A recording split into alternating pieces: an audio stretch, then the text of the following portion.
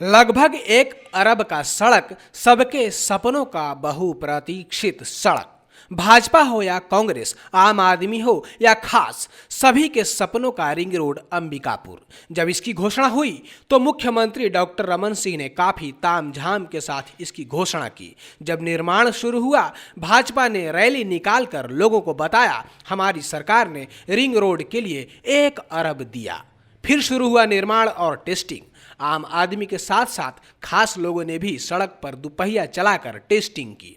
तब प्रदेश के नेता प्रतिपक्ष एवं अब प्रदेश के पंचायत एवं स्वास्थ्य मंत्री टी.एस. सिंहदेव समेत कांग्रेसी नेताओं ने लगभग 11 किलोमीटर की रिंग रोड पर दुपहिया चलाकर टेस्टिंग की। रोड की गुणवत्ता पर सवाल भी उठाए, लेकिन कोई पुख्ता कार्रवाई न तो रैली निकालने वाली पार्टी ने की और न ही सड़क पर दुपहिया वाहन दौड़ाने वाली पार्टी ने। इस रिंग रोड पर प्रदेश के दोनों ही प्रमुख दलों ने केवल और केवल राजनीतिक स्टंट किया, लेकिन किसी ने भी सड़क की खराब स्थिति को सुधार कराने, ठेकेदार पर कार्रवाई कराने अथवा डीपीआर के अनुसार कार्य को इस पर ध्यान नहीं दिया। समझ सकते हैं लगभग 1 अरब की सड़क कैसे धांधली और भ्रष्टाचार की भेंट चढ़ गई। बात आई गई हो गई, लेकिन एक आरटीआई एक्टिविस्ट इस सड़क की गुणवत्ता को लेकर लगातार सवाल उठाता रहा और पेपर निकालता रहा, जिसके दम पर यह सड़क बनी। अब जबकि आरटीआई कार्यकर्ता ने लगभग 1 अरब रुपए से बनी सड़क की लगभग 5000 पन्नों की रिपोर्ट सौंप एफआईआर की मांग की और यह नहीं हुआ, तब न्यायालय के शरण में जाते ही अंबिकापुर शहर के लिए बने रिंग रोड में 94 करोड़ के घोटाला में कोर्ट ने एमडी अनिल राय एवं निर्माणकर्ता ठेकेदार सहित अन्य अधिकारियों के विरुद्ध प्रथम सूचना अर्थात एफआईआर दर्ज करने मुख्य न्यायिक दंडाधिकारी अंबिकापुर ने आदेश जारी किया है। हम आपको बता दें कि डी.के. सोनी, जो अधिवक्ता एवं आरटीआई कार्यकर्ता हैं, की ओर से वरिष्ठ अधिवक्ता मनोज तिवारी ने अंबिकापुर में बने रिंग रोड में घोटाला, गड़बड़ी, फर्जीवाड़ा करने, काफी घटिया एवं गुणवत्ता विहीन स्टीमेट एवं ड्राइंग डिजाइन के विपरीत तथा वर्क ऑर्डर आदेश से ज्यादा राशि का भुगतान कराने तथा शासकीय राशि का गबन करने का अपराध करने के लिए संबंधित ठेकेदार एवं अधिकारियों के विरुद्ध प्रथम सूचना पत्र करने हेतु धारा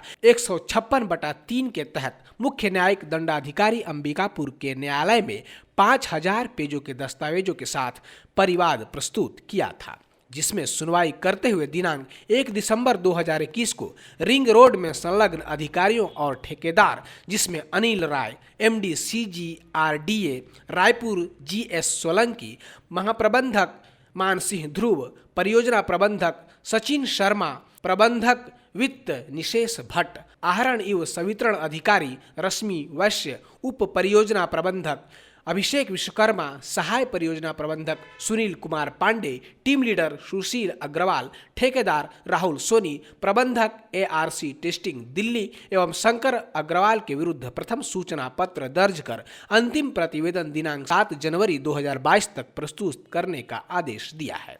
अंबिकापुर का रिंग रोड निर्माण प्रारंभ अवधि से लगभग 3 वर्ष से काफी समय पूर्ण नहीं किया। रिंग रोड को पूरी नहीं करने के कारण ठेकेदार द्वारा गारंटी अवधि को समाप्त करने का भी खेल खेला जा रहा है। वहीं काफी घटिया स्तर का निर्माण कराया गया है एवं जो ड्राइंग्स डिजाइन स्वीकृत हुई थी उसके अनुसार कार्य नहीं किया गया है। देखिए, अंबिकापुर रिंग रोड के मामले में मैंने थाना अंबिकापुर में एक शिकायत दर्ज कराया था लगभग 4000 पेजों के साथ कि रिंग रोड जो बना है घटिया तरीके से बना है और इसमें जो वर्क ऑर्डर का आदेश है उससे अधिक राशि का भुगतान कर दिया गया है और बहुत सारे मामलों को लेकर पूरे दस्तावेजों के साथ थाना कोतवाली में मैंने आवेदन दिया। थाना प्रभारी के द्वारा उस मेरे आवेदन में कोई कार्रवाई नहीं की गई, जिसके आधार पर मैंने पूरे दस्तावेजों के साथ पुलिस अधीक्षक सरगुजा के समक्ष भी एप्लीकेशन दिया, लेकिन पुलिस अधीक्षक सरगुजा ने भी इसमें कोई कार्रवाई नहीं किया। तो मेरे द्वारा पूरे दस्तावेजों को लेकर माननीय मुख्य न्यायिक दंडाधिकारी अंबिकापुर के न्यायालय में धारा 156(3) के तहत एक आवेदन प्रस्तुत किया गया और मैंने वहाँ पे तर्क प्रस्तुत किया कि ये पूरे घोटाले किए गए हैं। रिंग रोड में जिस तरीके का रिंग रोड बनना था उस तरीके का रिंग रोड नहीं बना गया है। आज कार्य पूर्ण कर लिया गया है और इतनी घटिया है कि फुटपाथ चलने योग्य नहीं है, वहाँ की लाइटें नहीं जल रही हैं और रिंग रोड पर चलने से पूरे रिंग रोड पर गाड़ी लहराती हैं। बहुत सारे मामलों को लेकर मैंने कोर्ट को बताया और बताया कि जो इसमें ड्राइंग डिजाइन है उसके विपरीत इनके द्वारा कार्य किया गया है। कोर्ट ने इस गंभीरता को देखते हुए दिनांक 1/12 को कोर्ट ने यह आदेश दिया थाने प्रभारी को कि उक्त मामले में प्रथम सूचना पत्र दर्ज कर संबंधित अधिकारियों और ठेकेदार के विरुद्ध प्रथम सूचना पत्र दर्ज कर विवेचना कर अंतिम प्रतिवेदन न्यायालय के समक्ष प्रस्तुत करें। इसमें मैंने जो आरोप लगाया उसमें 409, 420, 467, 468, 471 का अपराध बन रहा है और मैं आज थाने में आया हूं माननीय न्यायालय के आदेश के पालन कराने के लिए। और माननीय न्यायालय का आदेश जो है थाना प्रभारी को वो शनिवार को मिल गया है। कितने का घोटाला है और कितना लगभग 94 करोड़ इनको प्राप्त हो चुका है। इसमें 72 करोड़ का लगभग इनको वर्क ऑर्डर जारी हुआ था, जिसमें 94 करोड़ इन्होंने भुगतान प्राप्त कर लिया। 23 करोड़ रुपए अधिक भुगतान प्राप्त किया और जो स्थिति भुगतान प्राप्त करने में है उस स्थिति में यहाँ पे काम नहीं हुआ। आज भी आप देखेंगे शाम को चल जाइए, कल भी मैं शाम को रिंग रोड में घूम रहा था तो बहुत जगह साइड में जो लाइटें लगी एक भी लाइट नहीं जल रही, जबकि इनकी गारंटी पीरियड था। पौधारोपण करने के लिए 3-4 करोड़ रुपया था, उसमें पौधे रोपण किए हैं। फुटपाथ बनाना था, फुटपाथ नहीं बनाए, नाली के ऊपर ही इन लोगों ने फुटपाथ बना दिए। ऐसे करके बहुत सारे पाइपलाइन डालना था बीच में, उन्होंने नहीं डाला। ऐसे करके बहुत सारी त्रुटियाँ इनके द्वारा किया गया। टॉलरेंस लिमिट इसमें कम था, क्योंकि पहले शिकायत किया था तो जांच हुई। जांच में इन्होंने पाया था कि जब तक इस टॉलरेंस लिमिट का वो सही न हो तब तक भुगतान नहीं किया। लेकिन ठेकेदार के द्वारा अधिकारियों को मिली भगत करा के उनको मोटी रकम देकर, मोटी कमीशन देकर उक्त राशि का भुगतान प्राप्त कर लिया। रिंग रोड के लिए जो प्रशासकीय स्वीकृति की गई है तथा किस किस कार्य को करना है उसकी जानकारी सूचना के अधिकार के तहत आवेदक को आरटीआई कार्यकर्ता को प्राप्त हुई है, जिसमें सभी कार्य का उल्लेख तथा उक्त कार्य के लिए कितनी राशि लगाना है का भी उल्लेख किया गया है। उक्त कार्य जो स्वीकृत हुए हैं उनमें से बहुत से कार्य ठेकेदार द्वारा अधिकारियों से मिलकर रिंग रोड में नहीं कराया गया, जिसका मौके पर भौतिक सत्यापन करने से स्पष्ट होता है भूमि अधिग्रहण की आवश्यकता नहीं होने का उल्लेख किया गया है। उक्त रिंग रोड बनने से दुर्घटना की कमी होगी का भी उल्लेख किया गया है। इसके अलावा रिंग रोड को 4 वर्ष तक देख रेख करना है पूर्ण होने के बाद से, लेकिन अभी कार्य पूरा हुआ ही नहीं है और रिंग रोड की हालत खराब हो गई है। इसके संबंध में जांच कर दोषी के विरुद्ध अपराध पंजीबद्ध किया जाना आवश्यक बताते हुए आरटीआई कार्यकर्ता की ओर से परिवाद दायर किया गया था। देखिए, जो रिंग रोड का जो निर्माण हुआ है तो निर्माण के समय से ही विवादों में रहा।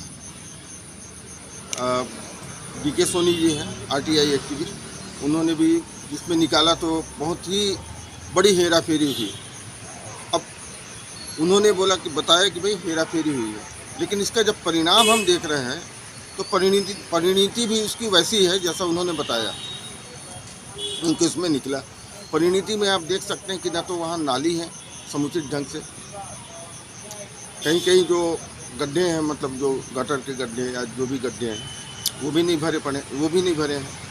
और फिर आप जब यहाँ से गांधी चौक से जब बस स्टैंड जाते हैं किसी भी गाड़ी में तो गाड़ी लहराती है, मतलब ऐसा लगता है जैसे उसका जो अंतिम जो रहता है फिनिशिंग टच जो दिया गया है रोड को वो प्रॉपर नहीं है।